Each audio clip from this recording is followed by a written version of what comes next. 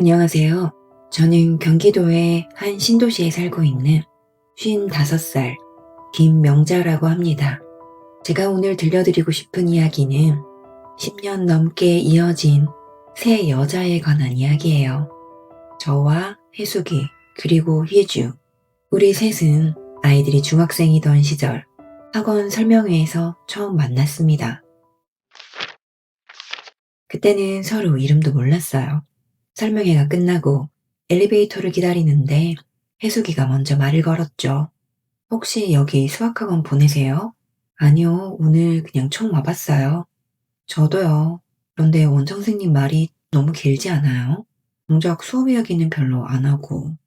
그 말에 저도 모르게 웃었습니다. 옆에 있던 희주도 따라 웃었고요. 그렇게 셋이 근처 분식집에 들어가 떡볶이를 먹는 것이 모임의 시작이었습니다. 처음 몇 년은 아이들 얘기만 했어요. 어느 학원 선생님이 잘 가르치는지, 중간고사 문제는 어디서 많이 나오는지, 어느 학원을 다니면 성적이 오르는지, 그런 이야기들이요. 그런데 아이들이 자라고 나니 대화의 내용이 조금씩 달라졌습니다. 남편 회사 이야기, 집값 이야기, 친정 부모님 병원비, 갱년기 증상 같은 이야기가 늘어났어요. 그 중에도 제가 가장 자주 눈길을 주었던 사람은 혜숙이었습니다. 혜숙이는 항상 반짝이는 사람이었어요. 과장해서 하는 말이 아니라 정말 얼굴에서 빛이 나는 것처럼 보였습니다. 피부는 항상 촉촉하고 매끄러웠고 머리는 늘 미용실에서 막 손질하고 나온 것처럼 세련됐어요. 평범한 옷을 입어도 목에 화려한 스카프 하나를 두르면 사람이 달라 보였죠.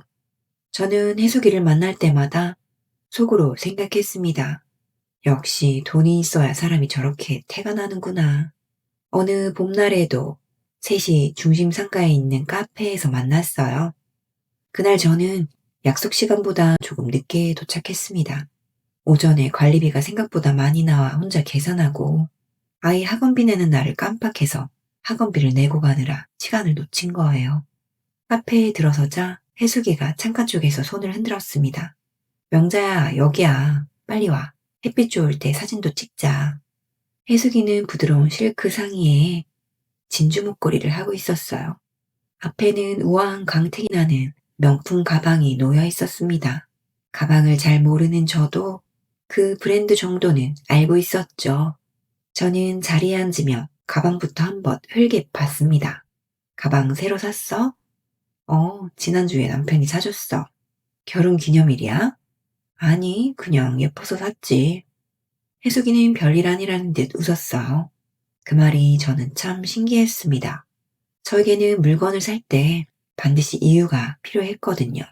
생일이라서, 결혼 기념일이라서, 쓰던 물건이 망가져서, 오래 입어서 같은 이유 말이에요. 그런데 혜숙이는 그냥 예쁘다는 이유로 가방을 살 수 있는 사람이었습니다. 희주가 가방을 한번 보더니 물었어요. 비싸지 않아? 할부로 샀어. 요즘 누가 현금으로 한 번에 사니. 혜숙이는 웃으며 메뉴판을 펼쳤습니다. 저는 그 말을 들으며 괜히 제 손가방을 무릎 안쪽으로 당겨 놓았어요. 제가 들고 간 가방은 인터넷 쇼핑몰에서 5만 원 정도에 산 것이었는데 산지 4년이 넘어 손잡이 가장자리가 조금 벗겨져 있었습니다. 누가 비교하라고 한 것도 아닌데 혜숙이의 앞에만 앉으면 제가 가진 물건들이 유난히 낡아 보였어요. 난 아이스 라떼 마실 건데 명자는? 혜숙이가 물었습니다. 나는 그냥 기본 아메리카노. 왜 맨날 그것만 마셔? 여기 크림 라떼도 맛있대. 단 건 별로 안 좋아해. 저는 태연하게 대답했지만 사실 메뉴판 오른쪽에 적힌 가격부터 봤습니다. 아메리카노와 크림 라떼는 2,000원 정도 차이가 났어요. 고작 2,000원인데도 저는 그 차이를 생각했습니다. 집에 가는 길에 두부와 콩나물을 사야 했고, 둘째가 참고서를 사달라고 한 것도 떠올랐죠. 그런 제 자신이 가끔은 지긋지긋했어요. 제가 무슨 큰 잘못을 하며 산 것도 아닌데, 커피 한 잔 앞에서도 늘 계산기를 두드리는 것 같았습니다. 돈을 쓰기 전에 죄책감부터 느끼는 습관이 몸에 밴 것이죠. 희주는 주문을 하다가 휴대전화를 뒤졌습니다. 잠깐만, 여기 쿠폰 있었는데. 혜숙이가 웃으며 말했어요. 희주야, 너 정말 대단하다. 커피 한 잔 마시면서도 쿠폰부터 찾니? 1,000원 할인인데 써야지. 1,000원 아껴서 뭐 하려고. 1,000원 10번이면 10,000원이지. 희주는 전혀 부끄러워하지 않았습니다. 오히려 당연한 일을 하는 사람처럼 담담했어요. 혜숙이가 웃으며 고개를 저었습니다. 그렇게 아끼기만 하면 인생 재미없어. 쓸 때는 좀 써야지.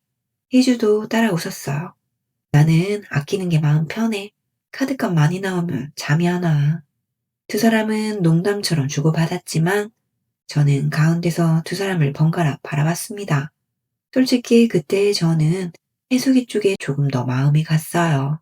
희주의 말이 틀렸다고 생각한 것은 아니었습니다. 다만 너무 아끼며 사는 모습이 어쩔 땐 답답해 보였죠. 희주는 몇 년째 같은 옷을 돌려 입었고 가방도 늘 같은 것이었습니다. 아이들 학원도 잘 보내지 않았고 EBS로 집에서 공부한다고 했어요. 예체능은 시에서 운영하는 무료 수업을 찾아다녔죠. 차도 아주 오래된 소형차를 몰았습니다. 시동을 걸 때마다 차체가 한 번 크게 떨리는 차였죠. 저는 그런 희주를 보며 속으로 생각하곤 했습니다. 저렇게까지 아껴야 하나. 그래도 우리 집의 희주네보다는 낫지. 희주는 오래된 빌라에 살았고 저는 30평대 아파트에 살았습니다. 혜숙이는 50평이 넘는 큰 아파트에 살았어요. 그때 저는 사는 집의 크기가 곧 그 사람의 형편을 보여준다고 믿었던 것 같습니다. 혜숙이가 제일 잘 살고 제가 그 다음이고 희주가 가장 빠듯하다고 생각했죠. 커피가 나오자 혜숙이가 사진을 찍었습니다. 커피잔 옆에 가방이 자연스럽게 보이도록 놓고 손목시계도 살짝 드러나게 했어요. 명자야, 너도 같이 찍자. 아니야, 나는 됐어. 오늘 얼굴이 말이 아니야. 왜, 괜찮은데. 그런데 너 요즘 피부가 좀 건조해 보이긴 하다. 저는 순간적으로 뺨을 만졌습니다. 그런가? 응, 수분 관리라도 한번 받아. 나 다니는데 괜찮아. 원장님이 꼼꼼하게 해줘. 피부과 갈 시간이 어디 있어? 제가 웃으며 말하자 혜숙이가 제 얼굴을 자세히 봤어요. 시간이 없긴 만들어야지. 여자도 자기한테 돈을 써야 해. 맨날 남편이랑 애들한테만 쓰면 누가 알아줘. 그 말은 이상하게 제 마음에 오래 남았습니다. 사실 누가 저에게 돈을 쓰지 말라고 한 적은 없었어요. 남편도 가끔 옷 사라고 말했고, 아이들도 엄마는 왜 맨날 같은 운동화만 신느냐고 했습니다. 그런데 저는 제 물건을 고르다가도 아이들 것이 떠올랐어요. 피부과 비용을 알아보다가도 그 돈이면 한 달 학원비에 보탤 수 있겠다는 생각이 먼저 들었죠. 제가 피부과에 가본 것은 목 뒤에 생긴 지방종을 제거하러 갔던 한 번뿐이었습니다. 미용 상담을 받는 여자들 사이에 앉아 수술 순서를 기다리는데 괜히 제가 초라하게 느껴졌던 기억이 납니다. 해수기가 가방에서 작은 거울을 꺼내 입술을 확인했습니다. 창가로 들어온 햇빛이 해수기의 뺨에 닿았고 피부가 매끈하게 빛났어요. 그 모습을 보는데 부럽다는 마음과 서운한 마음이 동시에 들었습니다. 나는 왜 이렇게 살까? 나도 똑같이 여자이고 같은 나이인데 왜 누구는 자기를 가꾸며 살고 누구는 관리비와 학원비만 계산하며 사는 걸까 싶었죠. 모임이 끝난 뒤 셋이 지하주차장으로 내려갔습니다. 해숙이는 검은색 외제차 문을 열며 말했어요. 다음에는 내가 좋은 식당 알아볼게. 호텔 중식당인데 점심 코스가 괜찮대. 희주가 곧바로 물었습니다. 얼만데? 해숙이가 웃음을 터뜨렸어요. 희주야, 가격부터 묻지 말고 맛부터 물어봐. 나는 가격도 맛이야. 너무 비싸면 소화 안 돼. 희주의 말에 저도 웃었습니다. 해수기차가 먼저 주차장을 빠져나갔어요. 검은 차체의 천장에 불빛이 길게 비쳤습니다. 저는 제 차에 올라타 시동을 걸었지만 바로 출발하지는 않았어요. 조수석에는 마트에서 장을 볼 때 쓰는 장바구니가 구겨져 있었고 컵 홀더에는 주유 할인 영수증이 끼워져 있었습니다. 방금 전까지 해숙이 옆에 있다가 혼자 차에 앉으니 제 일상이 갑자기 너무 평범하게 느껴졌어요. 그날 집에 돌아오는 길에 라디오도 켜지 않았습니다. 신호에 걸릴 때마다 해수기의 가방과 반짝이는 피부가 떠올랐어요. 그리고 저도 모르게 혼잣말을 했습니다. 나도 한 번쯤은 저렇게 살아보고 싶다. 큰 집에 살고, 가격표를 먼저 보지 않고 물건을 고르고, 피부과에 가는 일을 낭비라고 생각하지 않는 삶 말이에요. 그때 저는 해수기가 그저 부러웠습니다. 해수기처럼 사는 것이 성공이라고 생각했고, 희주처럼 사는 것은 좀 궁색한 인생이라고 여겼어요. 그리고 저는 그 둘 중간쯤에서 나름대로 평범하고 괜찮게 살고 있다고 믿었습니다. 하지만 사람의 형편이라는 것은 밖에서 보이는 것만으로는 알 수 없는 것이더군요. 그 사실을 깨닫기까지 저에게는 꽤 오랜 시간이 필요했습니다. 우리 셋 중에 가장 알뜰한 사람은 희주였습니다. 알뜰하다는 말로는 조금 부족할 정도였어요. 희주는 돈이 나가는 일이라면 금액이 크든 작든 그냥 넘기는 법이 없었습니다. 할인되는 날짜를 확인하고 쿠폰이 있는지 찾아보고 같은 물건이라도 어느 가게가 몇백 원 더 저렴한지 비교했죠. 저는 그런 희주를 보면서 대단하다고 생각할 때도 있었지만 솔직히 답답하다고 느낀 적도 많았습니다. 어느 날 저녁 희주에게 반찬통을 돌려주려고 희주네에 들린 적이 있었어요. 며칠 전 희주가 직접 만든 장조림을 나눠줬는데 빈통을 너무 오래 가지고 있는 것 같아 저녁에 잠깐 가져다 주려고 했습니다. 희주네는 오래된 빌라 4층에 살고 있었어요. 엘리베이터가 없어서 계단을 올라갈 때마다 숨이 찼죠. 계단 벽에는 오래된 전단지가 뜯긴 자국이 남아 있었고 층마다 생선 굽는 냄새와 된장찌개 냄새가 섞여 올라왔습니다. 제가 문을 두드리자 희주가 앞치마를 두른 채 나왔어요. 명자야, 이 시간에 웬일이야? 응, 통 돌려주려고 왔지. 장조림 잘 먹었어. 여기 집에 있는 귤도 좀 갖고 왔어. 아이, 그냥 다음에 줘도 되는데 고마워. 들어와서 차라도 한잔하고 가. 집 안으로 들어가 보니 식탁 위에는 마트 전단지가 여러 장 펼쳐져 있었습니다. 계란과 세제, 식용유가 있는 곳에는 빨간 펜으로 동그라미가 쳐져 있었고요. 냉장고 문에는 지역 앞에 충전 날짜가 적힌 메모지가 자석으로 붙어 있었죠. 제가 물끄러미 전단지를 바라보니 희주는 웃으며 말했습니다. 내일 오전에 출근하기 전 마트 들렸다 가려고. 바쁜 아침에 왜 마트를 들려? 퇴근하고 가면 되지. 계란 할인이 내일까지야. 퇴근하고 가면 다 팔릴 수도 있어. 얼마나 싸다고 그래? 한 판에 1,200원? 저는 웃었습니다. 차 기름값이 더 들겠다. 희주가 웃으며 말했습니다. 어차피 가는 길에 들르는 거야. 1,200원이 별거 아닌 것 같아도 그런 돈이 제일 잘 새. 그 말투가 잔소리 같지 않고 너무 진지해서 저는 웃음이 나왔어요. 희주야, 너는 정말 못 말린다. 아침부터 계란값 계산이니? 명자야, 돈은 큰 데서만 세는 게 아니야. 몇천 원씩 자꾸 나가다 보면 카드값 보고 놀란다니까? 희주는 그렇게 말하며 전단지를 반듯하게 접었습니다. 저는 속으로 생각했어요. 1,000원, 2,000원 아낀다고 인생이 달라지나? 그때만 해도 저는 희주의 방식이 조금은 지나치다고 여겼습니다. 우리가 아주 부자는 아니어도 그렇게까지 모든 가격을 비교하며 살 필요는 없다고 생각했죠. 희준의 집은 깨끗하지만 오래된 물건이 많았어요. 소파 한쪽은 천이 조금 닳아 있었고 식탁 의자는 모양이 서로 달랐습니다.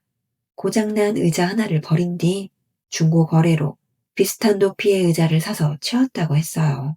거실에는 거실 창문에 투명한 단열재를 붙여놓았고 문틈에는 바람막이 테이프가 둘러져 있었습니다.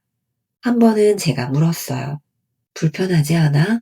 애도 컸고 하니 이제 아파트로 옮길 생각은 없어? 희주는 커피잔을 내려놓으며 대답했습니다. 있지. 나도 새 아파트 살고 싶지. 그러면 대출 좀 받아서 가면 되잖아. 다들 그렇게 시작하는 거지. 대출 받는 순간부터 집이 내 집 같지 않을 것 같아. 무슨 말이야? 갚으면 너 집이지. 희주는 잠시 창문 쪽을 바라봤어요. 나는 무리하게 대출 많이 받고 싶지는 않아. 집 때문에 매달 불안해지고 싶지도 않고, 집은 내가 쉬는 곳이어야지. 내가 평생 먹여 살려야 하는 존재가 되면 힘들어지잖아. 그때 저는 그 말이 너무 겁 많은 사람의 이야기처럼 들렸습니다. 집값은 계속 오른다고 했고, 주변 사람들도 대출을 받아 아파트를 넓혀가던 시기였어요. 저 역시 대출이 부담스럽기는 했지만, 그래도 아파트를 마련한 것이 잘한 선택이라고 믿었습니다. 그래서 희주에게 말했죠. 그렇게 준비될 때까지 기다리다가 집값이 더 오르면 어떡해? 희주는 대수롭지 않게 웃었습니다.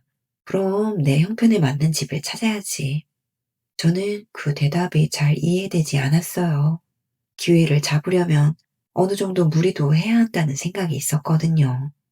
그런 희주가 48이 되던 해에 갑자기 취업했다고 했습니다. 처음 그 이야기를 들었을 때 저는 놀랐어요.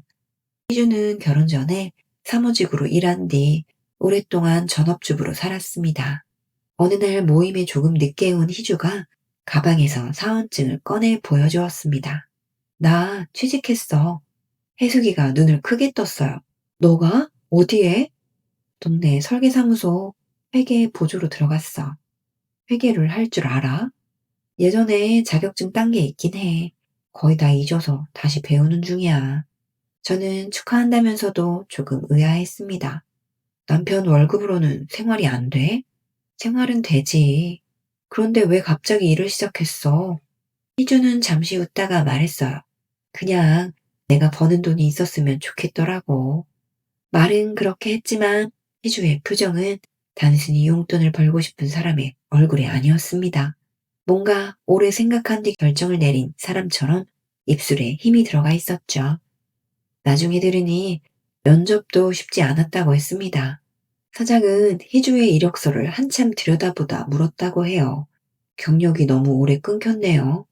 네, 아이를 키웠습니다. 요즘 프로그램도 많이 바뀌었는데 할 수 있겠어요? 처음부터 다시 배우면 잘할 수 있습니다. 젊은 직원에게 배워야 할 수도 있어요. 그 말이 희주에게 가장 아팠다고 했습니다. 할 수 있느냐는 질문보다 자신보다 20살 가까이 어린 직원에게 지적을 받아야 할 수도 있다는 사실이 두려웠던 거죠. 그래도 희주는 고개를 숙이고 말했다고 해요. 괜찮습니다. 모르는 건 배우겠습니다. 첫 출근 날을 마친 날, 희주는 집에 돌아와 현관에 앉은 채 한동안 신발도 벗지 못했다고 했어요. 하루 종일 긴장해서 어깨와 목이 굳었고 발바닥은 퉁퉁 부어 있었다고 합니다. 남편이 그 모습을 보고 물었다고 했죠. 많이 힘들어? 내가 바보가 된 것 같아. 무슨 일이 있었는데? 젊은 직원이 알려준 걸 3번이나 다시 물어봤어. 저장한 파일도 못 찾아서 한참 헤맸고. 그럼 그만둬. 꼭 이래야 하는 것도 아니잖아. 희주는 한참 발을 주무르다가 고개를 저었다고 했습니다. 오늘 그만두면 다시는 시작 못할 것 같아. 그 말이 저는 조금 의외였어요. 희주는 평소 목소리가 크지도 않았고 자기 주장을 세게 하는 사람도 아니었습니다. 식당에 가서 주문이 잘못 나와도 그냥 먹는 스타일이었죠. 그런데 그렇게 단단한 모습으로 그만두지 않겠다고 한 모습이 의외였어요. 취업한 뒤 희주는 모임에 자주 늦거나 먼저 일어났어요. 점심시간에 잠깐 나왔다가 시계를 계속 확인했고 전화가 오면 자리에서 일어나 작은 목소리로 받았습니다. 네, 팀장님 확인해서 바로 보내드리겠습니다. 전화를 끊고 나면 얼굴이 잔뜩 굳어 있었어요. 혜숙이가 그런 희주를 보며 말했습니다. 그 나이에 뭘 그렇게 눈치를 보면서 이래. 월급이 엄청 많은 것도 아니라며. 희주는 웃었어요. 처음이니까 그렇지. 익숙해지면 괜찮을 거야. 나는 못해. 어린 사람한테 이래라 저래라 듣고 어떻게 다녀? 저도 혜숙이 말에 어느 정도 공감했습니다. 나도 예전에 마트에서 아르바이트 했었는데 오래 못하겠더라.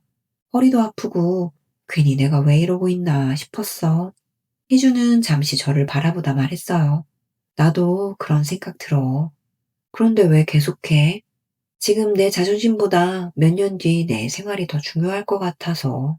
희주는 무겁게 말했지만 저는 그 말을 듣고도 마음에 깊이 담지는 않았습니다. 그저 희주는 걱정이 많은 사람이라고만 생각했어요. 아직 남편도 직장에 다니고 있고 당장 먹고 사는데 문제가 있는 것도 아닌데 혼자 너무 먼 미래까지 걱정한다고 여겼죠. 희주가 첫 월급을 받은 날 우리는 축하한다면서 저녁을 먹었습니다. 혜숙이가 장난스럽게 물었어요. 첫 월급 받았으니 오늘 너가 쏘는 거야? 희주가 웃으며 말했습니다. 오늘은 내가 낼게. 대신 너무 비싼 거 시키면 안 된다. 벌써 돈 버는 사람 티내네. 식사를 하며 혜숙이는 첫 월급으로 무엇을 샀느냐고 물었어요. 가방 샀어? 아니면 옷? 아니, 아무것도 안 샀어. 그럼 돈 어디 갔어? 통장에 넣었지. 혜숙이가 믿기 어렵다는 표정을 지었습니다.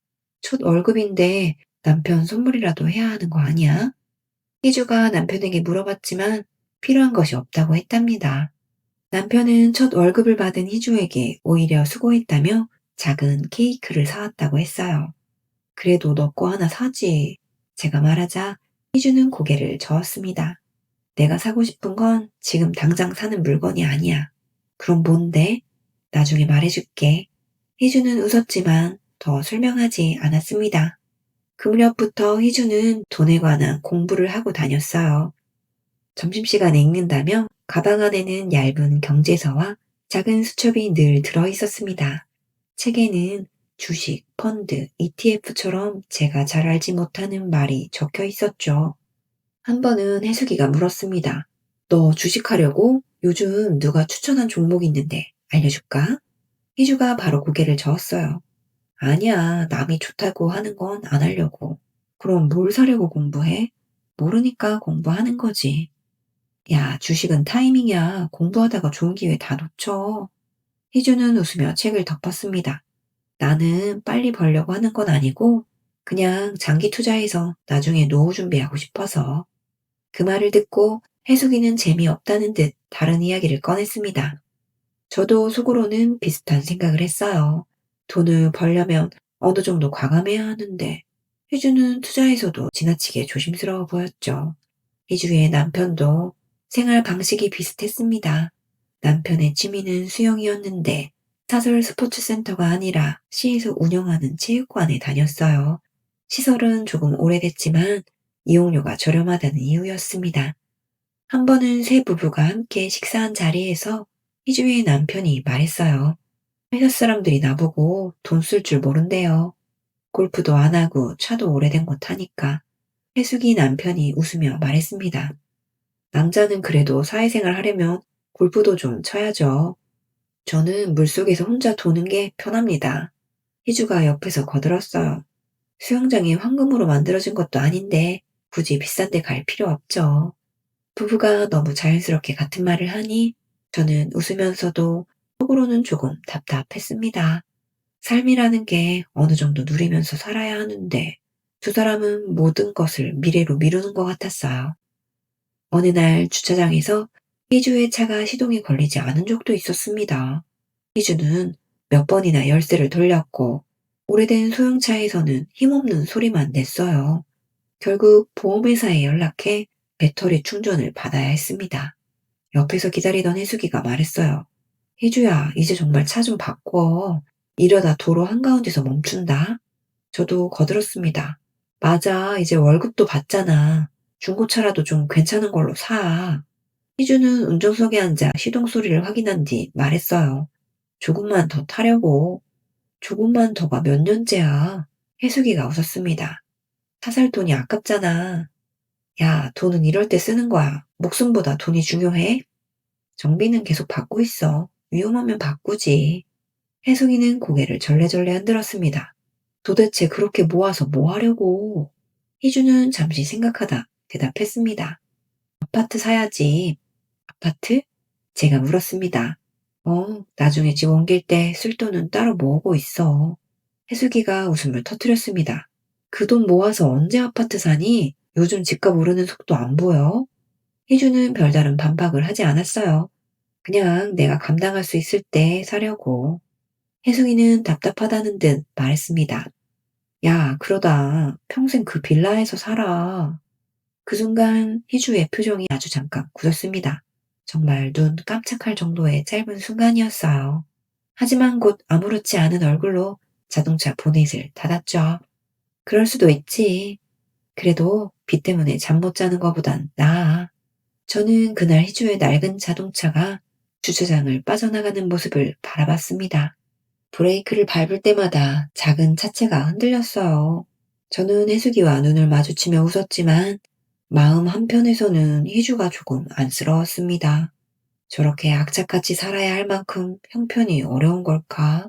돈을 버는데도 새 옷 하나, 차 한 대 마음 편히 사지 못한다면 그건 너무 고단한 삶이 아닐까 싶었죠.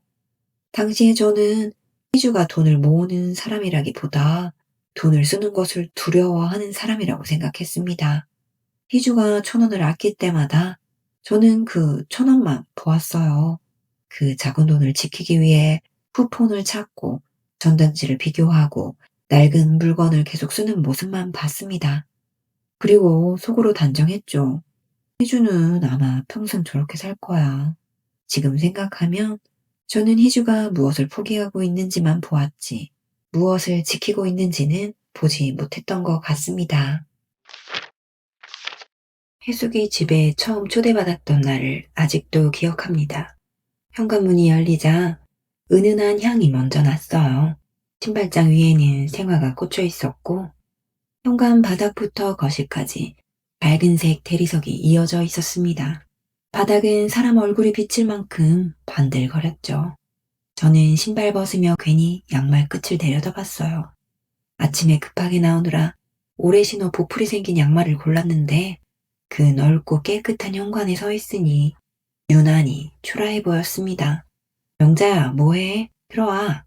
혜숙이가 웃으며 제 팔을 잡았습니다. 거실은 우리 집보다 훨씬 넓었어요. 큰 소파가 놓여 있는데도 공간이 남았고 창밖으로는 신도시 아파트와 상가 불빛이 한눈에 내려다 보였죠. 소파에 앉으려다가 저는 잠시 멈췄습니다. 소파가 새 거 같네. 지난주에 들어왔어.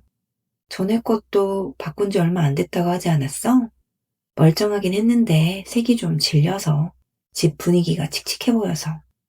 희숙이는 마치 쿠션 커버 하나 바꾼 것처럼 말했어요. 제가 손으로 소파 가죽을 살짝 눌러보자 부드럽게 들어갔다가 천천히 올라왔습니다. 가격을 묻고 싶었지만 너무 관심 보이는 것 같아 입을 다물었죠.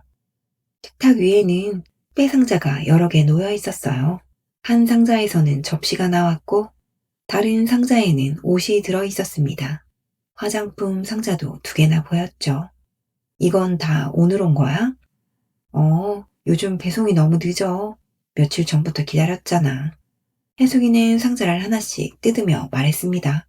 저는 그 모습을 보면서 집에 쌓아둔 장바구니 목록이 떠올랐어요. 프라이팬 코팅이 벗겨져 새 것을 사고 싶었지만 당장 조금은 더 쓸 수 있다는 이유로 몇 달째 미루고 있었습니다. 그런데 혜숙이는 아직 멀쩡한 소파도 분위기가 마음에 들지 않는다는 이유로 바꿀 수 있었어요. 우리는 정말 같은 나이에 같은 동네에 살고 있었지만 전혀 다른 세상을 사는 것처럼 느껴졌습니다. 그날 혜숙이가 차를 내오며 말했어요. 남편이 이번에 계약 하나 거의 성사시켰대. 큰 계약이야? 잘 되면 제법 들어오나 봐. 좋겠다. 저는 정말 부러웠습니다. 혜숙이 남편은 사업을 했어요. 유통업이라고도 했고 업체 물건을 납품한다고도 했습니다. 가끔 새로운 사업에 투자한다는 말도 했죠. 제가 정확히 이해한 적은 없었지만 분명한 것은 혜숙이 남편은 돈의 단위가 우리와 다르다는 것이었습니다. 사업하는 사람은 월급쟁이하고 다르지. 혜숙이가 말했어요. 어떻게 다른데? 월급쟁이는 아무리 열심히 해도 매달 받는 돈이 정해져 있잖아. 사업은 한 번 잘 되면 몇 달치 월급이 한꺼번에 들어오는 거야. 저는 고개를 끄덕였습니다. 혜숙이 말을 들으면 제 남편의 삶이 답답하게 느껴질 때가 있었어요. 남편은 매일 비슷한 시간에 출근했고 회식이 없으면 저녁 7시 전후에 집에 왔습니다. 월급도 정해져 있었고 성과급이 들어오는 달에도 깜짝 놀랄 만큼 큰 돈은 아니었어요. 남편이 성실하지 않은 것은 아니었습니다. 오히려 너무 성실했어요. 회사에서 버티려고 상사 비율을 맞추고 마음에 들지 않는 인사이동도 받아들였죠. 그런데 그렇게 애를 써도 통장에 들어오는 숫자는 크게 달라지지 않았습니다. 해숙이 남편은 달랐어요. 좋은 차를 타고 다녔고 거래처 사람들과 골프를 쳤습니다. 식사를 한 번 하면 자신이 계산하는 경우가 많다고 했고 명절이면 거래처에 보낼 선물을 고르느라 바쁘다고 했죠. 골프 비용도 만만치 않겠다. 제가 말하자 해숙이가 웃었습니다. 사업하려면 그런 돈은 써야지. 사람을 만나야 일이 생기잖아. 그래도 부담되지 않아? 들어오는 돈이 다른데 뭘. 해숙이의 대답에는 망설임이 없었습니다. 그 자신감이 저는 참 부러웠습니다. 저는 마트에서 5만 원만 더 써도 집에 돌아와 영수증을 다시 들여다보는 사람이었거든요.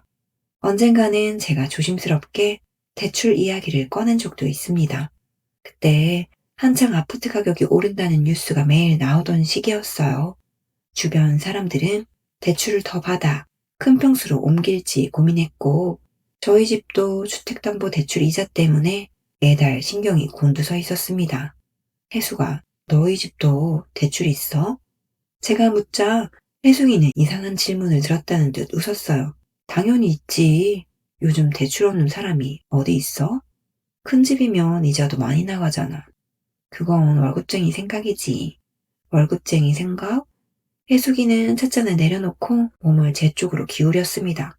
사업하는 사람은 자기 돈만 가지고는 일을 못해. 은행 돈을 빌려서 더 크게 굴리는 거야. 신용이 없으면 은행에서 빌려주지도 않아. 그래도 빚은 빚이잖아. 제가 말하자 혜숙이가 단호하게 대답했어요. 명자야, 빚도 재산이야. 능력이 있어야 빚도 낼 수 있는 거야. 그 말을 듣는 순간에는 정말 그런가 싶었습니다. 저희도 대출을 받아 아파트를 샀고 이후 집값이 조금 올랐어요. 대출이 없었다면 아파트를 마련하지 못했을 테니 빚이 꼭 나쁜 것만은 아니라는 생각도 들었죠. 다만 저는 이자가 빠져나가는 날이면 가슴이 철렁했어요. 통장 잔액이 한꺼번에 줄어드는 것을 보면 내 돈이 아니라 은행 집에서 잠시 사는 것 같았습니다. 그런데 해숙이는 빚을 두려워하지 않았어요. 제가 감히 넘지 못하는 선을 아무렇지 않게 넘어가는 사람처럼 보였습니다. 빚마저도 돈을 버는 수단으로 다룰 줄 아는 사람 같았죠. 아이들 교육 이야기가 나오면 저는 더 작아졌습니다. 혜숙이는 아이들에게 돈을 아끼지 않았어요. 수학과 영어는 기본이었고 성적이 떨어지면 바로 과외 선생님을 붙였습니다. 방학이면 영어 캠프와 해외 체험 프로그램을 알아봤죠. 한 번은 큰아이의 수학 성적 때문에 제가 속상해하자 혜숙이가 말했어요. 지금 다니는 학원 끊고 1대1 가입 붙여. 가입비가 너무 비싸. 비싸도 성적 오르면 되는 거지. 안 오를 수도 있잖아. 혜숙이가 답답하다는 표정으로 저를 바라봤습니다. 명자야, 아이한테 쓰는 돈은 아끼면 안 돼. 나중에 후회해. 그 말이 제 가슴에 콕 박혔어요. 그날 밤 집에 돌아와 큰아이 방문을 열어봤습니다. 아이는 책상 앞에 앉아 문제집을 풀고 있었지만 수학 문제보다 휴대전화를 더 오래 들여다보고 있었죠. 공부는 안 해? 하고 있어. 그게 하는 거야? 제 목소리가 날카로워지자 아이가 짜증스럽게 말했어요. 엄마는 들어올 때마다 공부 얘기밖에 안 해? 저는 문을 닫고 나왔습니다. 가해를 붙이면 정말 달라질까 싶었죠. 아이가 싫어하는데도 돈을 더 쓰면 부모로서 최선을 다하는 것일까? 아니면 제 불안을 돈으로 덮는 것일까? 혼란스러웠죠. 남편에게 가외 이야기를 꺼내자 남편은 밥을 먹다가 숟가락을 내려놓았습니다. 얼마인데? 일주일에 2번 하면 한 달에 70 정도래. 70? 해숙이네는 그것보다 더 비싼 선생님도 붙였대. 남편의 표정이 굳었어요. 남의 집 따라가다 우리 가랑이 찢어진다. 그래도 애한테 해줄 수 있을 때 해줘야 하지 않을까? 학원을 몇 개나 다니는데 또 과외야. 애가 정말 원하는 건 맞아? 그 말을 듣자 저는 대답하지 못했습니다. 아이에게 먼저 물어보지도 않았으니까요. 사실 저는 아이의 성적보다 해숙이 앞에서 작아지는 제 마음 때문에 가해를 고민하고 있었는지도 모릅니다. 해숙이는 자식에게 아낌없이 투자하는 좋은 엄마처럼 보였고, 저는 돈부터 따지는 부족한 엄마처럼 느껴졌죠. 그래서 생활비에 조금이라도 보태려고 아르바이트를 시작한 적이 있습니다. 처음 한 일은 학원 차량 보조 선생님이었어요. 아이들을 집에서 태워 학원까지 내려주고 학원이 끝나면 다시 아이들을 태워 집에까지 내려주는 역할이었습니다. 단순히 태우고 내리는 것을 도와주는 것뿐만 아니라 아이들의 스케줄에 맞춰 시간과 동선을 짜야 하고, 늦은 아이가 있으면 전화도 일일이 해야 하고, 그때그때 바뀌는 스케줄도 숙지하여 동선을 바꿔줘야 했습니다. 아이들은 안전벨트를 풀고 장난을 쳤고, 뒤에서는 계속 떠들었어요. 비가 오는 날에는 학원과 골목에 차를 세울 곳이 없어 몇 바퀴를 돌기도 했습니다. 어느 날 한 아이가 내릴 곳을 지나쳤다고 울기 시작했어요. 그날따라 스케줄이 바뀌어 제가 동선을 착각한 거예요. 선생님, 여기 아니에요. 우리 엄마한테 이를 거예요. 미안해, 바로 돌아갈게. 저는 손에 땀이 날 정도로 긴장했습니다. 그날 집에 돌아오니 밤 11시가 되어 있었어요. 남편은 식탁에서 혼자 라면을 먹고 있었습니다. 밥은? 당신 늦는다니까 그냥 먹었지. 반찬 냉장고에 있었잖아. 됐어. 그리고 당신 힘들면 그만둬. 요즘 집안도 정리 안 되고, 당신 표정도 힘들어 보이고, 그거 얼마나 본다고 고생을 해. 남편은 화를 내진 않았지만 그 무심한 말이 오히려 저를 편하게 만들었어요. 그래, 내가 꼭 이런 일을 해야 하는 건 아니잖아. 결국 몇 달을 채우지 못하고 그만뒀습니다. 그 다음에는 마트에서 시식 제품을 판매하는 일을 했어요. 하루 종일 서서 같은 말을 반복해야 했죠. 한번 드셔보세요. 오늘만 할인합니다. 사람들은 눈도 마주치지 않고 지나갔고, 어떤 사람은 두세 번씩 먹으면서도 사지는 않았습니다. 젊은 담당자는 손님이 없을 때도 가만히 서 있지 말고 더 크게 외치라고 했어요. 선생님, 목소리를 좀 더 내셔야 돼요. 저보다 한참 어린 사람이었는데 그 말을 들을 때마다 얼굴이 뜨거워졌습니다. 허리가 아프다는 핑계로 그 일도 오래 하지 못했어요. 남편도 또 말했습니다. 당장 먹고 살기 힘든 것도 아닌데 몸 상해가며 하지 마. 저는 그 말을 듣고 또 안도했어요. 그런데 일을 그만두고 며칠이 지나면 마음 한쪽이 허전했습니다. 내가 할 수 있는 일이 점점 없어지는 것 같았죠. 돈을 못 버는 것보다 아무 데서도 필요로 하지 않는 사람이 되어가는 느낌이 더 두려웠습니다. 그런 마음으로 해수기를 만나면 저는 더 흔들렸어요. 해수기는 피부과에서 받은 시술 이야기를 하고 아이의 유명 강사 수업 이야기를 했습니다. 남편과 다녀온 호텔 식당 사진도 보여줬죠. 명자야, 여기는 꼭 가봐. 야경이 정말 좋아. 비싸지 않아? 가끔은 이런 데도 가야지. 돈 벌어서 뭐해? 해수기에게 돈은 써야 가치가 생기는 것처럼 보였어요. 어느 날 모임에서 해수기가 새 가방을 들고 나왔습니다. 가죽이 매끄럽고 잠금 장치가 반짝이는 가방이었죠. 희주가 물었어요. 또 샀어? 지난번 건 겨울에만 들기 좋잖아. 이거 비싸지 않아? 할부로 샀어. 희주가 잠시 가방을 보다가 말했습니다. 할부도 빚 아니야? 해수기의 웃음이 아주 잠깐 멈췄어요. 카드 할부까지 빚이라고 하면 세상에 빚 없는 사람이 어디 있니? 없는 돈을 미리 쓰는 거니까 빚은 맞지. 희주는 공격적으로 말하지 않았습니다. 그저 자신이 아는 사실을 이야기하듯 차분했죠. 그런데 그 차분함이 해수기의 자존심을 건드린 것 같았어요. 희주야, 돈은 쓸 줄도 알아야 해. 평생 아끼기만 하다가 늙으면 그때 누릴 거야? 안 쓰겠다는 게 아니야. 갚을 수 있을 만큼 쓰자는 거지. 너는 너무 걱정이 많아. 그러니까 사람이 재미가 없지. 해수기의 목소리 끝에 날이 서 있었습니다. 저는 두 사람 사이의 공기가 불편해져 급히 메뉴판을 들었어요. 우리 케이크 하나 시킬까? 여기 딸기 케이크 맛있어 보이네. 희주는 더 말하지 않았고 해수기도 가방을 자기 쪽으로 끌어당겼습니다. 그날 저는 겉으로는 중간에서 분위기를 풀었지만 사실 해수기의 말에 조금 더 공감했어요. 혜주의 말이 틀렸다고는 생각한 거 아닙니다. 빚은 조심해야 한다는 것도 알고 있죠. 그런데 혜주의 삶은 늘 참는 것으로만 보였어요. 나중을 위해 지금을 미루고 잃지 않기 위해 누리지 않는 사람 같았습니다. 반대로 혜숙이는 현재를 제대로 사는 사람처럼 보였어요. 좋은 물건을 사고 아이들에게 충분히 지원하고 자신을 가꾸며 사는 모습이 멋있었습니다. 저는 그 둘의 중간에서 늘 망설였죠. 혜숙이처럼 과감하게 쓰지는 못하면서도 희주처럼 단단하게 아끼지도 못했습니다. 돈을 쓰면 불안했고 아끼면 초라했어요. 그런데 혜숙이가 했던 말이 오랫동안 제 머릿속에 남았습니다. 빚도 재산이야. 그때 저는 그 말을 완전히 믿는 것도 아니고 그렇다고 틀렸다고 생각하지도 않았어요. 다만 돈을 빌리는 것조차 능력이라고 말하는 혜숙이가 저보다 훨씬 세상을 잘 아는 사람처럼 느껴졌습니다.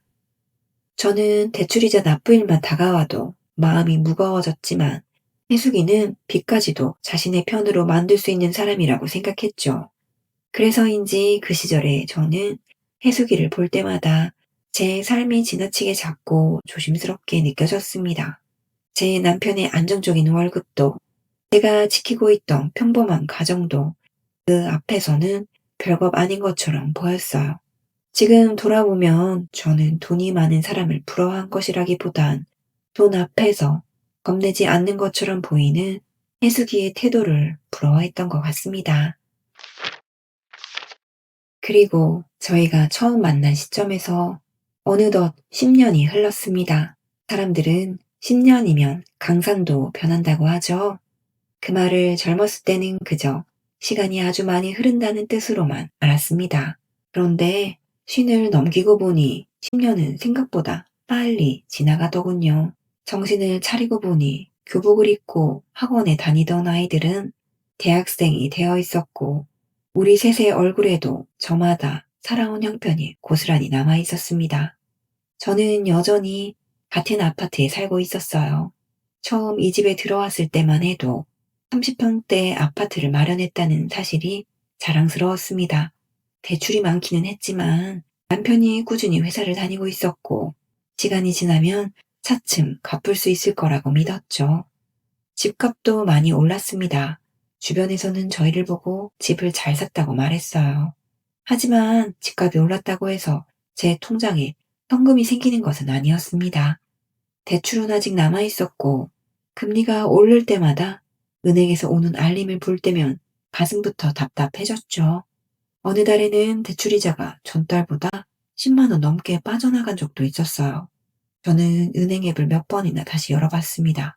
숫자가 잘못 찍힌 것은 아닌지 확인했지만 달라지는 것은 없었죠.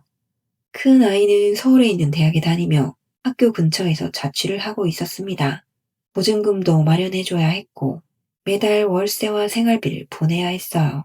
둘째도 대학에 입학하면서 등록금과 교재비, 교통비가 한꺼번에 들기 시작했습니다. 두 아이에게 돈을 보내고 나면 통장에 남는 금액은 늘 비슷했어요. 월급은 들어오는데 돈은 쌓이지 않았습니다. 물이 당기기도 전에 바닥으로 빠져나가는 양동이를 보고 있는 것 같았죠. 어느 날 저녁 저는 식탁에 앉아 가계부를 펴놓고 있었습니다. 남편은 맞은편에서 자격증 책을 읽고 있었어요. 퇴직이 다가오자 남편은 퇴사 후 다른 직업을 위해 미리 준비해야겠다며 얼마 전부터 자격증 공부를 시작했죠. 책은 두꺼웠고 형광펜으로 표시한 부분이 많았지만 저는 남편이 같은 쪽을 한참 바라보고 있다는 것을 알고 있었습니다. 이번 달에는 애들이 생활비를 조금만 더 보내주면 안 되냐고 연락이 왔어. 제가 걱정스럽게 말했어요. 남편이 책에서 눈을 떼지 않은 채 물었습니다. 얼마나? 큰애는 10만 원, 둘째도 8만 원씩만 늘려주면 좀 더 여유 있게 지낼 수 있을 것 같다고 하네. 남편은 한동안 대답하지 않았습니다. 애들도 밥 먹고 친구도 만나야 하잖아. 나도 알지. 대학생인데 돈을 아예 안 쓸 수도 없고. 그 말에 저도 모르게 목소리가 높아졌어요. 우리 대출이자도 나가고 애들 생활비 보내주고 나면 항상 빠듯해. 남편이 그제야 책을 덮었습니다. 조금만 조금만 버티자. 제가 가장 싫어하면서도 가장 자주 들었던 말이었어요. 조금만 버티자는 말은 신혼 때도 들었고 아이들이 어릴 때도 들었습니다. 학원비가 많이 들 때도 그랬고 대출금이 부담스러울 때도 그랬죠. 그 조금이 벌써 수십 년이 된 것 같았습니다. 하지만 남편에게 더 화를 낼 수는 없었어요. 남편도 회사에서 퇴직 이야기가 나오기 시작한 뒤부터는 눈에 띄게 말수가 줄었기 때문입니다. 회사에서 희망퇴직을 신청하는 사람들이 하나둘 생겼고 남편보다 어린 후배가 팀장이 되었습니다. 회식에서 돌아온 날이면 남편은 양복도 벗지 않은 채 소파에 앉아 한숨부터 쉬었죠. 자격증 따면 정말 일자리가 있을까? 제가 어느 날 물었습니다. 남편은 잠시 망설이다가 대답했어요. 없는 거보다는 낫겠지. 그것만 믿고 있어도 되는 거야? 나도 알아보고 있어. 말은 그렇게 했지만 우리 둘 다 확신은 없었습니다. 그 자격증을 딴다고 해서 바로 일자리가 생기는 것도 아니었고, 새로 일을 한다 해도 지금 받는 월급만큼 벌기는 어려울 것이 분명했죠. 저는 묻고 싶었어요. 당신이 퇴직하면 대출은 어떻게 갚을 것이냐고, 두 아이의 생활비는 언제까지 보내야 하느냐고, 우리 노후에는 대체 얼마가 남느냐고 말입니다. 그런데 남편의 굽은 어깨를 보면 차마 입이 떨어지지 않았어요. 저도 이를 알아보기 시작했습니다. 밤에 잠이 오지 않으면 휴대전화로 구인 사이트를 열어봤어요. 요양보호사, 식당 보조, 청소원, 마트 계산원 같은 일들이 많았습니다. 채용 공고를 눌러보면 초보 가능이라는 말이 눈에 들어왔어요. 그런데 그 아래 적힌 근무 시간과 업무 내용을 읽다 보면 손가락이 멈췄죠. 오전 7시 출근, 주말 근무 가능자, 장기간 서서 일할 수 있는 분, 성실하고 밝은 분. 저는 공고를 읽으며 하나씩 제 자신에게 물었습니다. 내가 하루 종일 서서 일할 수 있을까? 어린 관리자에게 지적을 받아도 괜찮을 수 있을까?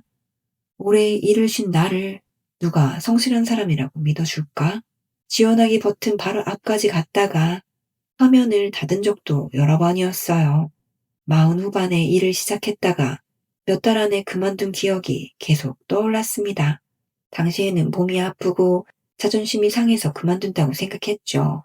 그런데 시간이 지나고 보니 마음에 걸렸어요. 그때 조금만 더 버텼다면 지금은 달라졌을까? 남편에게는 구인 사이트를 보고 있다는 말도 하지 않았습니다. 괜히 지원했다가 또 그만두면 실망할 것 같았고, 시작도 하기 전에 못할 것 같다고 말하는 제 자신이 부끄러웠죠. 그 무렵부터 해수기와의 연락이 뜸해졌어요. 예전에는 셋 중 누구보다 먼저 약속 날짜를 잡던 사람이 해수기였습니다. 새로 생긴 식당이나 카페의 사진을 단체 대화방에 올리며 꼭 가보자고 했죠. 그런데 어느 순간부터 답장이 늦어졌습니다. 메시지를 읽고도 하루가 지나서야 짧게 대답하거나 약속 전날 갑자기 못 나온다고도 했어요. 몸이 좀 안 좋아. 너희끼리 만나. 어디가 아픈데? 제가 물으면 해수기는 늘 비슷하게 대답했습니다. 그냥 피곤해서 그래. 별일 아니야. 처음에는 집안일이 바쁘거나 갱년기 때문에 그런 줄 알았어요. 자녀 문제로 마음이 복잡할 수도 있다고 생각했죠. 그러던 어느 날 동네 부동산 앞에서 해수기를 우연히 만났습니다. 처음에는 해수기인 줄 몰랐어요. 큰 선글라스로 얼굴을 반쯤 가렸고 머리를 대충 묶은 채 서 있었습니다. 머리가 마치 며칠은 감지 않은 사람처럼 떡이져 있었어요. 해수기답지 않았죠. 해수기는 늘 집 앞 편의점에 갈 때도 립스틱을 바르던 사람이었습니다. 해수가? 제가 부르자 해수기가 흠칫 놀라며 돌아봤어요. 명자야. 여기서 뭐 해? 아, 그냥 집 좀 보려고. 집을? 제가 부동산 간판을 올려다보며 물었습니다. 이사 가려고? 해수기는 손에 들고 있던 서류봉투를 가슴 쪽으로 당겼어요.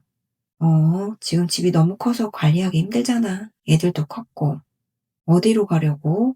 아직 정한 건 없어. 좋은데 알아보는 거야? 제 질문에 해수기는 잠시 입술을 깨물었습니다. 나중에 얘기하자. 내가 지금 약속이 있어서. 해수기는 제 대답도 기다리지 않고 서둘러 걸어갔어요. 저는 한동안 그 뒷모습을 바라봤습니다. 이상하다는 생각은 들었지만 애써 이유를 만들어냈죠. 큰 집 관리가 힘들 수도 있겠다. 아이들이 크면 집을 줄이는 사람도 많지. 아마 남은 돈으로 다른 데 투자하려는 것일까? 하지만 몇 달 뒤 동네에서 알고 지내던 사람에게 해숙이네 소식을 들었습니다. 해숙 씨네 집 판 거 알아요? 그 말을 듣는 순간 심장이 덜컥 내려앉았어요. 이사 간다고는 들었는데 남편이 사업이 많이 어려워졌대. 거래처에서 돈을 못 받았대잖아. 정말요? 집에 대출도 많았나 보던데 급하게 처분했다고 하더라고. 저는 그 자리에서 뭐라고 대답해야 할지 몰랐습니다. 머릿속에서는 해숙이 집의 넓은 거실과 반짝이던 대리석 바닥이 떠올랐어요. 창밖으로 보이던 야경과 아무렇지 않게 쌓여있던 택배 상자도 생각났죠. 그 집을 급하게 팔았다는 사실이 믿기지 않았습니다. 나중에 희주에게서 조금 더 자세한 이야기를 들었어요. 해숙이 남편의 사업이 몇 년 전부터 좋지 않았다고 했습니다. 거래처에서 받아야 할 돈은 계속 밀렸고 사업 자금으로 빌린 대출금의 이자는 늘어났다고 했어요. 처음에는 다른 계약이 성사되면 해결될 거라고 믿었다고 합니다. 돈이 부족할 때마다 새로운 대출로 막았고 집을 담보로 돈을 빌렸다고도 했죠. 하지만 결국 사업을 정리했습니다. 아파트를 팔아 빚을 갚았지만 모두 해결된 것은 아니었다고 했어요. 해숙이 남편은 친척이 운영하는 지방의 양어장으로 내려가 일을 돕게 되었습니다. 해숙이도 신도시 외곽에 오래된 빌라로 이사했어요. 제가 전화를 걸었을 때 해숙이는 애써 밝은 목소리를 냈습니다. 명자야, 걱정하지 마. 사업하는 사람들은 이런 일 한 번씩 겪어. 그래도 많이 힘들지? 뭐가 힘들어? 집만 좀 줄인 거지. 남편은 지방에 있다며? 잠깐이야. 친척 일 도와주면서 다른 사업 알아보는 거야. 해숙이의 말은 여전히 자신감이 있어 보였지만 숨을 들이쉬는 소리가 유난히 크게 들렸습니다. 제가 무슨 말을 해야 할지 몰라 잠시 침묵했어요. 필요한 거 있으면 말해. 제가 겨우 말하자 해숙이가 바로 대답했습니다. 없어. 우리 그렇게 어려운 거 아니야. 그 말이 오히려 더 마음에 걸렸어요. 그 후 해숙이는 한동안 우리를 만나지 않았습니다. 몸이 아프다거나 집안에 일이 있다고 했죠. 그러다 몇 달 뒤 셋이 정말 오랜만에 카페에서 만나게 됐어요. 제가 먼저 도착해 자리에 앉아 있었고 희주가 뒤이어 왔습니다. 마지막으로 문이 열리고 해숙이가 들어왔죠. 해숙이는 예전에 자주 들던 명품 가방을 들고 있었습니다. 가방은 여전히 좋은 물건이었어요. 가죽도 윤이 났고 금속 장식도 반짝였습니다. 하지만 오래돼 보이는 후드 점퍼와 지친 해숙이의 얼굴 옆에 있으니 어딘가 어울리지 않아 보였죠. 저는 그 생각을 한 제 자신이 나쁜 사람 같아 얼른 자리에서 일어났습니다. 해숙아, 오랜만이다. 그러게, 내가 너무 바빴지? 해숙이가 웃으며 선글라스를 벗었어요. 그 순간 가슴이 철렁했습니다. 해숙이 얼굴에는 짙은 기미가 생겨 있었고 눈가가 많이 꺼져 있었어요. 피부가 나빠진 것보다 더 마음에 걸린 것은 표정이었습니다. 전에는 누가 자신을 보고 있는지 늘 의식하는 사람 같이 보였는데 머리카락 한 올이 흐트러져도 거울을 보았고 사진을 찍을 때면 얼굴 각도를 일일이 먼저 잡았죠. 그런데 그날의 해숙이는 의자에 앉자마자 깊은 한숨을 쉬었습니다. 뭐 마실래? 제가 묻자 해숙이는 메뉴판을 한참 내려다봤어요. 아니야, 나는 그냥 물 마실래. 왜, 커피 안 마셔? 속이 좀 안 좋아서. 희주가 말없이 따뜻한 차 한 잔을 주문해 해숙이 앞에 놓았습니다. 이거 내가 살게. 따뜻한 거 마셔. 괜찮은데. 그냥 마셔. 해숙이는 잠시 망설이다가 찻잔을 감싸 쥐었어요. 따뜻한 잔을 쥔 손가락 끝이 가늘게 떨리고 있었습니다. 우리는 일부러 평범한 이야기부터 했어요. 아이들 학교 이야기, 남편 건강검진 이야기, 동네에 새로 생긴 맛집 이야기 같은 것들이었죠. 그러다 제가 조심스럽게 물었어요. 새로 옮긴 집은 어때? 해숙이가 찻잔을 내려다보며 대답했어요. 괜찮아. 좀 좁아서 그렇지. 적응은 했고, 사람은 어디서든 살아. 그 말이 너무 쓸쓸하게 들렸습니다. 한참 뒤에 혜숙이가 먼저 남편 이야기를 꺼냈어요. 우리 남편 지금도 지방에 있어. 자주 올라와? 한 달에 한두 번? 많이 힘들겠네. 제가 말하자 혜숙이는 입꼬리를 올렸습니다. 힘들긴 뭐가 힘들어. 몸 쓰는 일을 하니까 오히려 건강해졌대. 말은 그렇게 했지만 눈은 웃지 않았습니다. 아이들 이야기가 나오자 분위기는 더 무거워졌습니다. 첫째는 대학에 다니고 있었어요. 혜숙이는 학교 이름을 말하며 아무렇지 않은 척했지만 예전처럼 자세한 이야기는 하지 않았습니다. 잘 다녀? 제가 물었어요. 그냥 다니지. 학교 생활은 괜찮대? 대학생이 알아서 해야지. 이제 내가 뭘 하겠어. 둘째 이야기를 꺼내자 혜숙이의 손이 멈췄습니다. 둘째는 요즘 뭐 해? 희주가 조심스럽게 물었어요. 혜숙이는 한동안 대답하지 않았습니다. 그냥 집에 있어. 대학 준비 다시 하는 거야? 아니. 그럼 아르바이트? 아무것도 안 해. 혜숙이의 목소리가 낮아졌어요.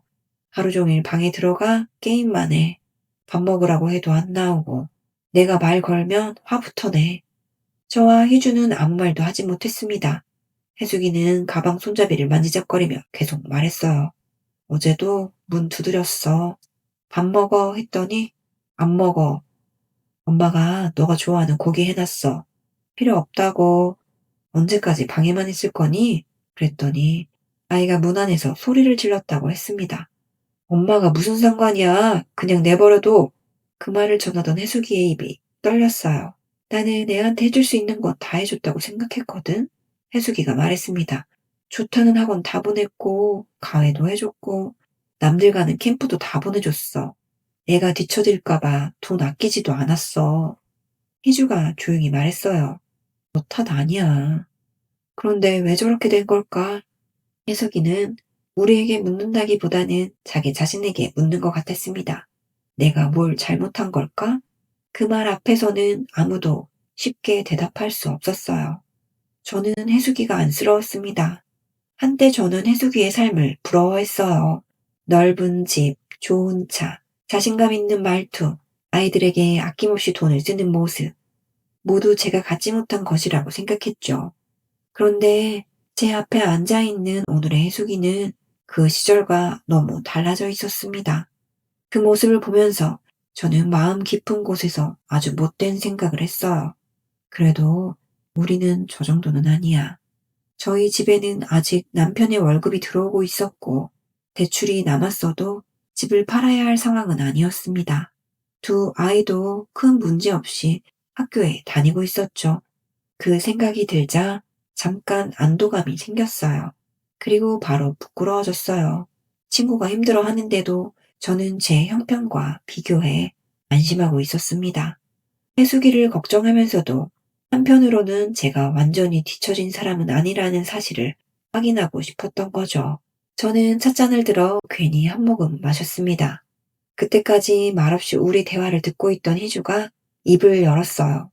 나도 할 말이 하나 있어. 저와 혜숙이가 동시에 희주를 바라봤습니다. 희주는 평소처럼 차분한 얼굴이었지만 입가에 웃음이 번지고 있었어요. 나 청약 당첨됐어. 저는 처음에 말을 잘못 들은 줄 알았습니다. 뭐가 됐다고? 청약 여기 근처에 새로 짓는 아파트 있잖아. 혜숙이도 눈을 크게 떴어요. 거기 당첨됐다고? 희주가 고개를 끄덕였습니다. 며칠 전에 발표 났어. 저도 그 아파트를 알고 있었어요. 교통도 좋고 학교와 공원도 가까워 분양 전부터 이야기가 많았던 곳입니다. 주변 시세보다 분양가가 낮아 당첨만 되면 몇 억의 시세 차익이 생길 수도 있다는 소문이 돌았죠. 경쟁률이 너무 높아서 사람들은 청약 당첨을 복권에 비유했습니다. 세상에 몇 대 1이었는데 제가 묻자 희주가 웃었어요. 나도 정확히는 몰라. 엄청 높았대. 정말 너 이름으로 된 거 맞아? 제가 믿기지 않아 대묻자 희주가 휴대전화 화면을 열어 당첨 문자를 보여줬습니다. 화면에는 분명히 당첨이라는 글자가 적혀 있었어요. 저는 휴대전화와 희주의 얼굴을 번갈아 바라봤습니다. 오래된 빌라에서 살고 낡은 소형차를 몰고 1,000원짜리 쿠폰도 그냥 넘기지 않던 희주였습니다. 그런 희주가 모두가 부러워하던 신축 아파트 청약에 당첨됐다고 했어요. 해숙이는 한동안 말이 없었습니다. 저 역시 축하한다는 말이 바로 나오지는 않았어요. 놀라움이 너무 컸고 그 놀라움 속에는 제가 설명하기 어려운 감정이 섞여 있었습니다. 늘 우리 셋 중에 마지막이라고 생각했던 희주가 갑자기 아주 먼 곳으로 성큼 앞서 나간 것처럼 느껴졌죠. 참, 사람 마음이란 게 간사하고도 유치하죠. 그렇게 시간이 흘러 희주의 새 아파트 집들이 날이 되었습니다. 저는 약속 시간보다 20분 일찍 도착했어요. 단지 입구부터 분위기가 달랐습니다. 새로 심은 나무들이 길을 따라 늘어서 있었고 놀이터와 산책로도 깨끗하게 정돈되어 있었죠. 지하 주차장에는 새 아파트 특유의 페인트 냄새가 남아 있었습니다. 엘리베이터 문이 열리자 희주가 환하게 웃으며 서 있었어요. 벌써 왔어? 생각보다 일찍 도착했네. 저는 현관에 들어서며 주변을 둘러봤습니다. 밝은색 바닥과 넓은 거실, 창밖으로 보이는 탁 트인 풍경이 눈에 들어왔어요. 가전과 가구는 모두 새 것이었습니다. 지나치게 화려하지는 않았지만 하나하나 오래 고민해서 잘 골랐다는 느낌이 들었죠. 세상에, 집 정말 좋다. 제가 감탄하자 희주가 웃었습니다. 고마워. 잠시 뒤 해숙이도 도착했어요. 해숙이는 예전처럼 명품 가방을 들고 있었지만 표정은 굳어 있었습니다. 집안을 둘러보며 계속 웃기는 했지만 입가가 자연스럽지는 않았죠. 대출 많이 받았어? 해숙이가 물었습니다. 질문이 너무 직접적이라 저는 희주의 얼굴을 살폈어요. 희주는 담담하게 대답했습니다. 우리는 대출 거의 없어. 요즘 새 아파트가 얼만데 대출이 없어? 그동안 모은 돈이 좀 있었어. 해숙이는 믿기 어렵다는 듯 다시 물었어요. 그 월급으로? 희주는 잠시 해숙이를 바라봤습니다. 한 달에 크게 모은 건 아니야. 오래 모았지. 우리는 식탁에 앉았어요. 희주가 준비한 음식은 정갈했습니다. 잡채와 갈비찜, 전, 샐러드가 놓여 있었죠. 예전 같으면 해숙이가 음식이나 그릇 브랜드부터 물었겠지만 그날은 말이 적었습니다. 저는 궁금한 것을 참지 못하고 물었어요. 희주야, 솔직히 말해봐. 어떻게 한 거야? 뭘? 이 집 대출도 거의 없이 어떻게 들어왔어? 희주는 물을 한 모금 마시고 천천히 말했습니다. 특별한 건 없어. 맞벌이 시작하고 생활비를 늘리지 않았어. 월급이 하나 더 생겼다고 소비를 2배로 하지 않은 거지. 그래도 아이 교육비 들었잖아. 쓸 건 썼지. 다만 남들이 한다고 다 하지는 않았어. 희주의 아들은 혼자 공부하는 습관을 들였다고 했습니다. 비싼 학원 대신 EBS 강의를 들었고 필요한 과목만 단기간 학원을 다녔죠. 희주는 아이가 좋은 대학에 가지 못할까봐 불안했지만 그 불안을 돈으로 해결하려 하지는 않았습니다. 아들은 스스로 공부해 꽤 괜찮은 대학에 진학했고 지금은 교환학생으로 일본에 가 있었어요. 교환학생 비용도 꽤 들지 않아? 제가 묻자 희주가 고개를 끄덕였습니다. 응, 그래서 좋더라. 뭐가? 아이에게 필요한 순간에 돈을 줄 수 있다는 게. 희주의 얼굴에 미소가 번졌어요. 어릴 때 남들 다 한다고 이것저것 시키는 대신 지금 아이가 정말 원하는데 지원해줄 수 있잖아. 나는 그게 좋아. 그 말이 오래 마음에 남았습니다. 해숙이는 젓가락으로 잡채를 뒤적이며 말했어요. 그래도 너는 애가 잘 따라줬으니까 가능했지. 희주는 바로 반박하지 않았습니다. 맞아. 아이 성향도 있었지. 운도 있었고. 해숙이는 입술을 깨물었어요. 희주가 조심스럽게 말을 이었습니다. 그런데 나도 불안했어. 학원 안 보내면 뒤처질까봐 무서웠고, 빌라 살면서 남들 아파트 갈 때 속상했어. 안 부러웠던 건 아니야. 저는 놀라 희주를 바라봤습니다. 희주는 늘 남과 비교하지 않는 사람처럼 보였거든요. 너도 부러웠어? 당연하지. 해숙이 큰 집도 부러웠고, 너 아파트도 부러웠어. 내 차가 너무 낡아서 창피한 날도 있었어. 희주가 웃으며 말했습니다. 그래도 참았어. 내가 원하는 건 그때 좋아 보이는 생활이 아니라 나중에 불안하지 않은 노후 생활이었거든. 희주는 일을 시작한 뒤 부부의 노후 계획을 세웠다고 했어요. 생활비를 계산하고 국민연금 예상 금액을 확인했습니다. 부족한 부분은 개인연금과 투자로 채우기로 했죠. 주식에만 몰아넣지 않고 예금, 채권형 상품, ETF 등에 돈을 나누었습니다. 은퇴 뒤에는 배당과 연금이 매달 들어오도록 준비했다고 했어요. 주식으로 돈 많이 벌었어? 해수기가 묻자 희주가 대답했습니다. 많이 벌려고 한 건 아니야. 그럼 오래 버티려고 했지. 희주의 대답은 짧았습니다. 저는 거실을 다시 둘러봤어요. 그제야 새 소파와 큰 냉장고가 단순한 소비로 보이지 않았습니다. 이 집의 모든 물건은 희주가 오랫동안 참은 시간 뒤에 놓여 있었어요. 낡은 차를 탄 시간, 쿠폰을 찾은 시간, 사고 싶은 가방을 내려놓는 시간, 어린 직원에게 일을 배우며 자존심을 삼킨 시간, 그 모든 것이 거실 바닥과 창밖 풍경 속에 쌓여 있었습니다. 저는 제가 희주를 얼마나 쉽게 판단했는지 깨달았어요. 돈에 쫓겨 사는 사람이라고 생각했습니다. 인생을 누리지 못하는 사람이라고 여겼죠. 하지만 희주는 돈에 쫓긴 것이 아니었습니다. 돈의 방향을 정하며 살고 있었어요. 오히려 돈에 쫓기고 있던 사람은 저였습니다. 그때 혜숙이가 갑자기 물었어요. 희주야, 어? 너는 지금 빚이 거의 없는 거야? 희주는 잠시 망설이다 고개를 끄덕였습니다. 집 대출 조금 받은 거 말고는 없어. 혜숙이는 창밖으로 시선을 돌렸어요. 저는 혜숙이의 옆얼굴을 바라봤습니다. 한때 누구보다 반짝이던 친구였죠. 하지만 지금 그 눈에는 부러움과 후회, 자존심과 두려움이 뒤섞여 있었습니다. 오래전 제가 혜숙이를 바라보던 눈빛과 닮아 있었어요. 10년 전에는 혜숙이가 가장 앞에 있다고 생각했습니다.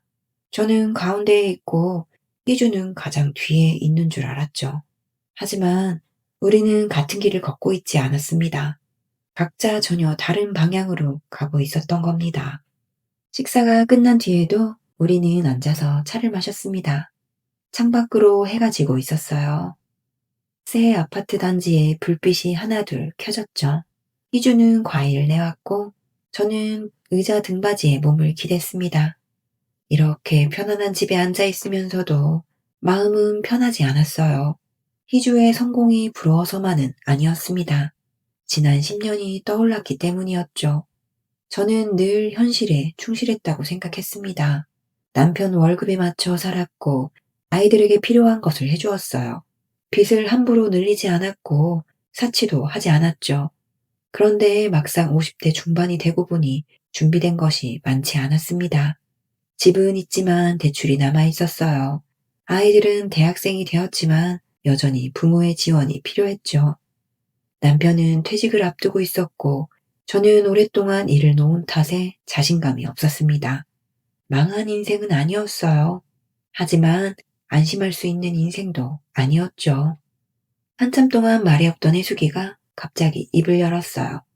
나는 다시는 못 일어날 것 같아. 저와 희주가 혜숙이를 바라봤습니다. 혜숙이는 웃으려 했지만 목소리가 떨렸어요. 남편은 지방 양어장에서 일하고 있고 둘째는 방에서 나오지도 않아.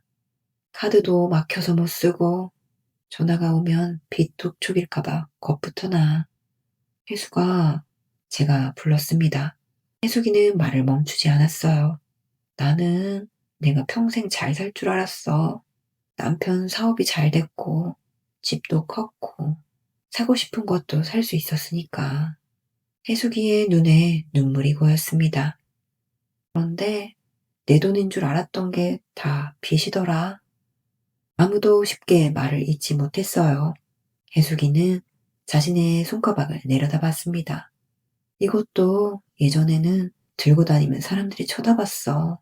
이 가방 하나면 내가 어떤 사람인지 설명되는 것 같았어.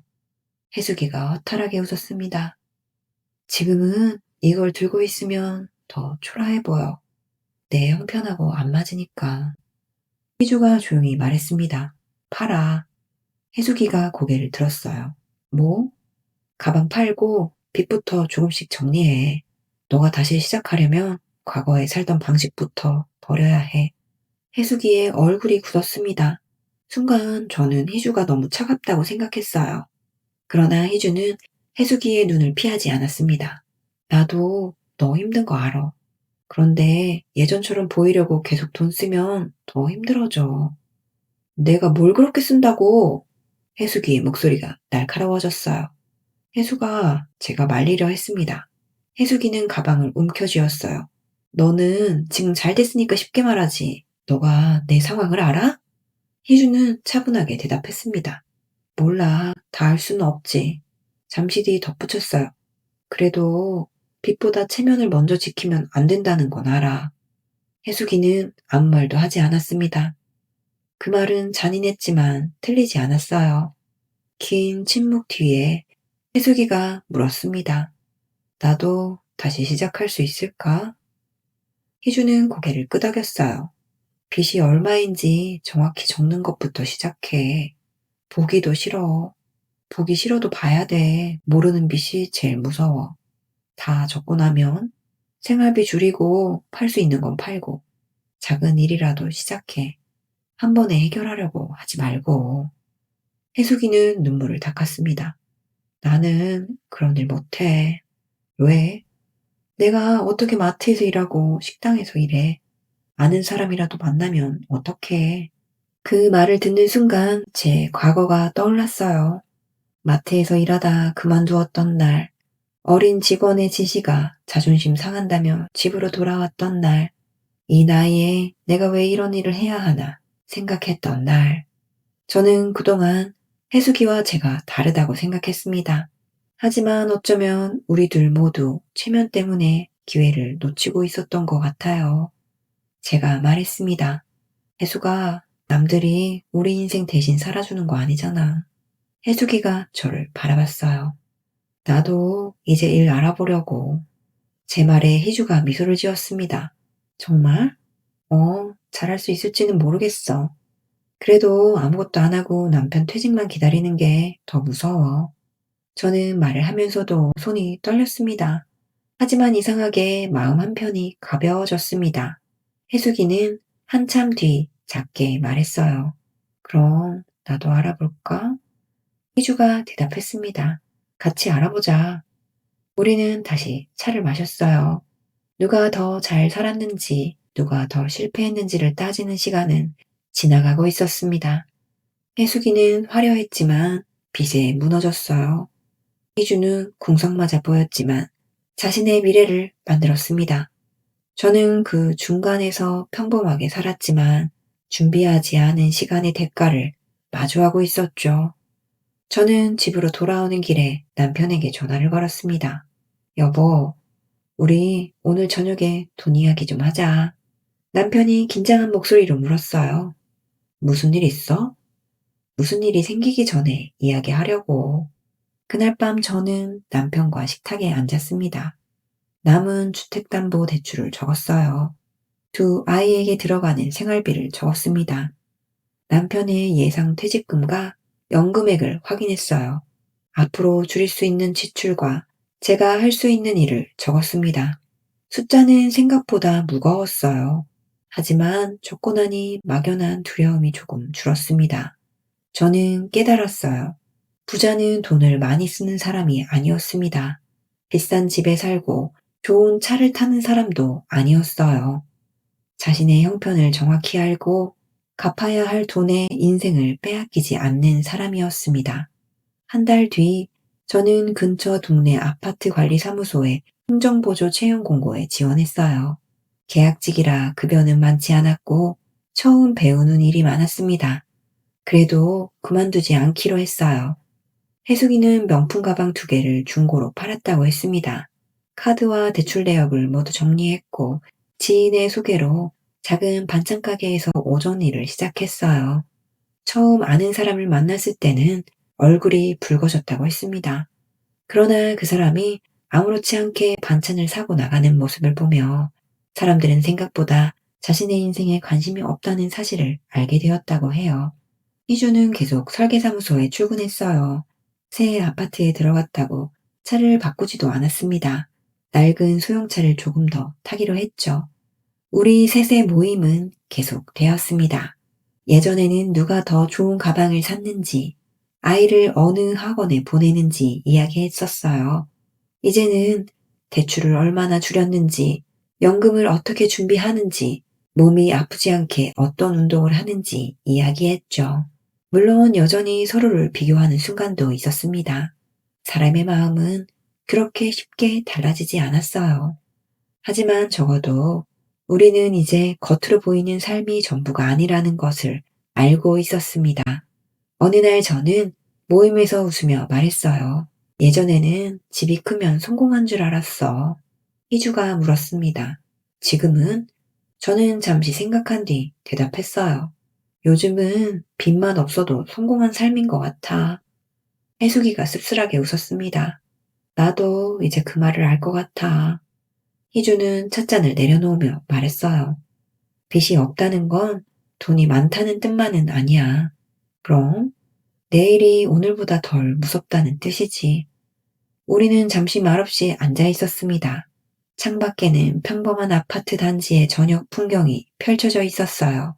퇴근하는 자동차들, 학원으로 향하는 아이들, 장바구니를 든 사람들, 누구나 자신의 짐을 안고 살아가고 있었죠. 겉으로는 화려해도 빚에 쫓기는 사람이 있었고, 초라해 보여도 단단한 미래를 만드는 사람이 있었습니다. 저는 이제 알았어요. 인생에서 정말 부러운 사람은 많이 가진 사람이 아니었습니다. 감당할 수 없는 것을 갖지 않는 사람, 남에게 보여주기 위해 오늘을 빌려 쓰지 않는 사람, 그리고 늦었다고 생각되는 순간에도 자기 삶을 다시 정리할 용기가 있는 사람이었어요. 우리 셋의 인생은 아직 끝나지 않았습니다. 어쩌면 진짜 이야기는 지금부터 시작인지도 모르겠습니다. 저의 긴 이야기를 들어주셔서 감사합니다.